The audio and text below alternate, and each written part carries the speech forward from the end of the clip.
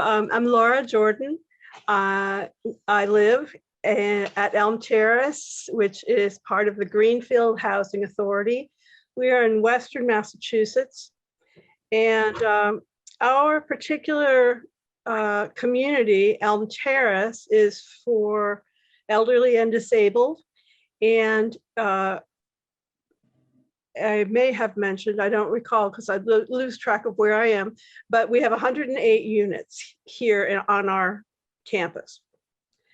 A few community meetings back, we had somebody come and say that her neighbor told her that she was sensitive to dryer sheets, and the neighbor asked if one dryer could be set aside to be dryer sheet free. So when this was introduced at our meeting, people had not much of an opinion about it. It was actually just kind of raised and then dropped. But we did have one person who stepped up and said, I will bring more information back to the group next time we meet. I'll find out about what the chemicals and dryer sheets are all about. So the next time we met, there was a very fruitful discussion. And this was interesting because initially it came up and there was no interest. And then in the second meeting, a month later, everyone had an opinion. Everyone does laundry. So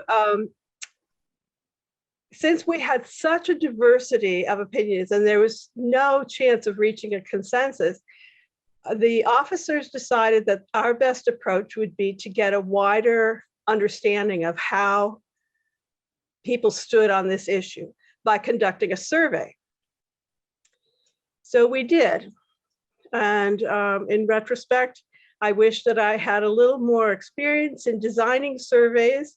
I have some ideas about mistakes that we made, if anyone wants to ask about that later. But we did conduct the surveys, and the results were very interesting.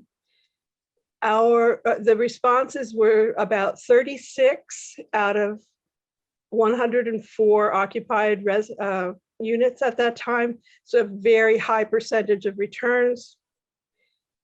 There were about 60% of those who responded who were in favor of either limiting or banning dryer sheets, and about 40% who were interested in not having anyone tell them what they can do with their laundry.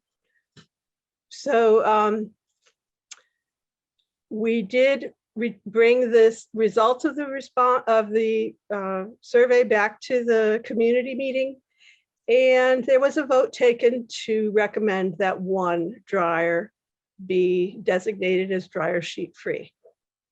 Very recently, we were able to bring this to the attention of the Housing Authority, told them about our process, and they said, okay, you can put a sign on a dryer, but you have to understand that the Housing Authority is not going to police this, and it's really a matter of courtesy rather than anything that anyone's going to enforce. So